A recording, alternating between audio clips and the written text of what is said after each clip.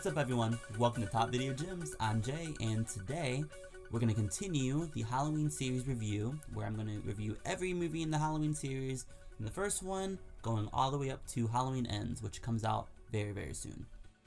At the tail end of Halloween 5, both Michael and Jamie are taken by the mysterious Man in Black. They are both held captive for 6 years. Yes, 6 whole years, and no one came to save poor Jamie. Now 1995, Michael Myers returns in pursuit of his niece, Jamie Lloyd, who has escaped the clutches of the Thorn cult, with her newborn child, for which Michael and this mysterious cult have very sinister plans. Terror never rests in peace. Halloween: The Curse of Michael Myers was released on September 29th, 1995, directed by Joe Chappelle. Come to think of it, this is the first film in the series to release its film in another month outside of October. Just thought that was an interesting thing. Halloween 6 opened at number 2 at the box office, only behind 7. You may have heard of it, making $15 million on a $5 million budget. If anything, this performance was just a notch above Halloween 5's box office total, but I'm sure the studio was hoping for something a bit more than this. If I'm being honest, it seemed to me that they took all of the negative notes from the last movie and just ran with it, leveling up the B storyline of the Man in Black and making it the main plot line of this movie, while not exactly answering questions that we are asking for, just creating new questions in the process. There's also notoriously 2 cuts of this film, as Dimension, the studio, began to meddle with the director's vision, and in the end, there's 2 completely different movies, tone-wise. We have our group of main characters, the family of the Strodes, the now grown but super creepy Tommy Doyle, and Sam Loomis. You have this family drama that is extremely toxic. You have Tommy obsessed with Michael, like a young Loomis. And of course you have Jamie, who was captured at the end of part 5. In the producer's cut, it is implied that the cult coerced Michael into impregnating Jamie, who is 9 months pregnant and in labor when the film begins. Keep in mind she's only around 15. And Jamie, who was recasted unfortunately, escapes with the baby. And Michael is sent on a killing rampage to retrieve the baby. I get it. It's just a movie, but this whole subplot was just so out of left field, and honestly, kinda gross and creepy, as this is the first film the Weinsteins produced, and it just gives off a really bad vibe, to be honest. This isn't what Michael Myers is supposed to be. It's too complicated, it's badly executed, it's just not what I'm looking to get out of a Halloween movie. To sum it up, before Michael can get his hands on Jamie, she hops on the radio to call out for help. And Tommy Doyle and Sam Loomis are both conveniently listening to the same radio station.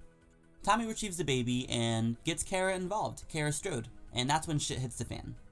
The film story is all over the place though. Halloween in this film has been banned in Haddonfield. One of the side characters, Beth, is an activist trying to bring Halloween back to the town. Sounds great, right? But the subplot is quickly dropped, and even Beth and Tim, for instance, forgets their efforts. As once they enter the Myers house in the 3rd act, she has a total character 180, turning into another version of Jules from Cabin in the Woods, with the pheromones coming out and she starts talking like this. It's so out of nowhere, where it always made me laugh, but seeing how they wanted to set up an homage to the original movie, it seemed like the writing was forcing certain things to happen, making it feel very fabricated. I'd say more about the younger characters in this, but for the most part, they're kind of forgettable, and with everything going on, they get lost in the shuffle. Paul Rudd included. This is a Halloween movie, of course, so for me, the kills were excellent, with Michael even looking better than he has in a very long time. And I gotta say, don't kill me guys, I like the director's cut way better. I've seen both, and I love the extra character scenes that Sam Loomis gets in the producer's cut, as well as the reveal of who the Man in Black was, which is just a character from the first movie that's in it for like 2 seconds, so it feels like it doesn't have the payoff that maybe the creators thought it was gonna have, maybe? I don't know. But to be honest, the kills are more badass, I like the score better in the director's cut, and in the producer's cut, the ending is very anticlimactic, versus the director's cut has a huge explosive 3rd act that is fun, and it works for me.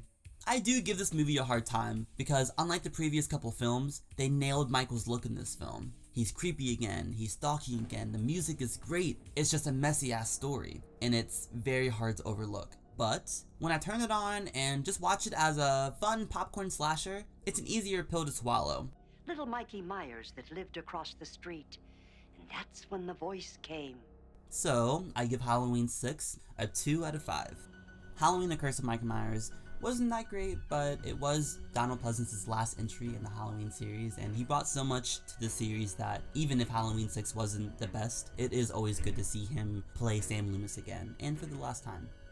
Next up, I'll be having a glass of Chardonnay with Laurie Strode, Carrie Tate, on my next review for Halloween H2O 20 years later, where Michael tracks down his long-lost sister for an epic showdown 20 years in the making. That's my review for Halloween The Curse of Michael Myers. If you liked my video, please drop a like, subscribe, and hit the bell to know when all my videos are dropping. Thanks so much for stopping by Top Video Gems. I'm Jay. Happy Halloween, everyone.